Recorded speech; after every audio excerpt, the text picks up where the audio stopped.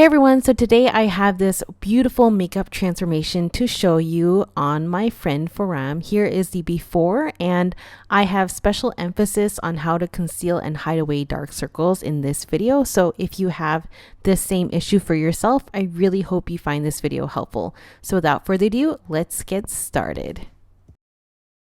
Starting off with the Shiseido Ultimune Serum.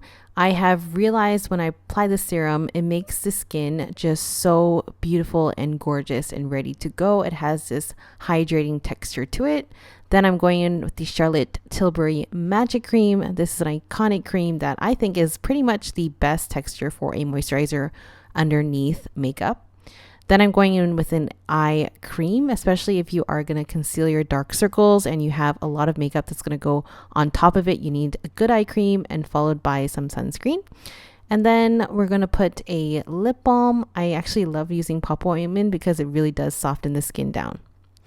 For the primer, I'm using the Make It Forever Dullness Eraser. I love a yellow primer for medium skin tones. It immediately lifts the skin and makes the complexion so much brighter.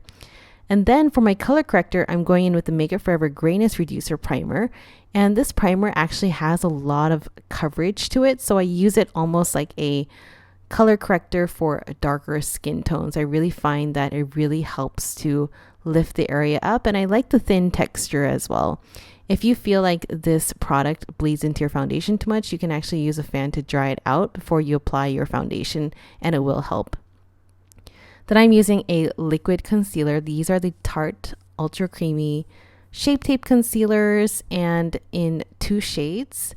And I'm applying this starting from the center of her face, working upwards with a brush. I am using very, very light strokes to do this. So it's almost like airbrushing the area. And I prefer this over the sponge because the sponge can be a little bit heavy in terms of pressure sometimes. So I really feel like a very fluffy brush really works even better. And then I'm just going to conceal the high points of the face. After that, I'm going to go in with the NARS Light Reflecting Foundation. I have been loving this foundation and just using the underpainting method with a powder brush. I'm using my blush brush here to actually apply a very, very small amount of foundation over the area. So it's not going to become too cakey or heavy.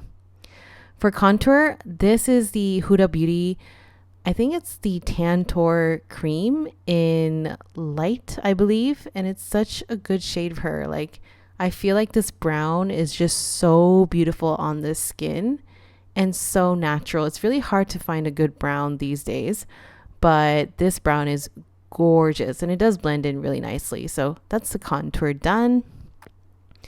And then for blush, I'm using my new Rare Beauty Nearly Mauve blush.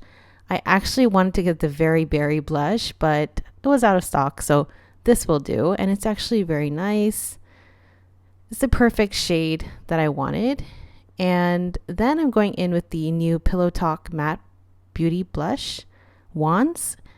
And it's the pink one, just in the front of the face. Then we're going to apply the brow wax. This is Anastasia Beverly Hills Brow Freeze, followed by the brow pencil. This is what I do for thicker brows, like if they have a lot of hair already. Now we're going in with Makeup by Mario, the matte eyeshadow palette. I'm starting off with a tan eyeshadow. It's very similar to her skin tone. So this was really good to set the eyes with after the concealer because it really hid away anything that wasn't supposed to be there. And then I used a slightly darker brown to do her all over base lid. Going in with a more orangey, deeper brown, I'm just using a blending brush and working this into the back of her eye and into her socket. And then using another brown to actually give the eye some dimension. This is all about kind of blending at the same time and just smoking the area out. I'm echoing that on the bottom as well and making sure that everything is super soft and just really natural. And it's kind of like a smoky, matte, natural look is what I was going for. And then a beautiful white kind of highlight for her inner corner just to really push the brightness through. Then for her eyeliner, I'm definitely going in with the bottom liner and applying a dark brown instead of a black. It looks a lot better and opens eyes so much more. I feel like for her, the eyeliner really just opened up her eyes and make it look so much bigger and brighter. I like smudgeable liners because they do look so good, but they're not so good for the heat in Singapore.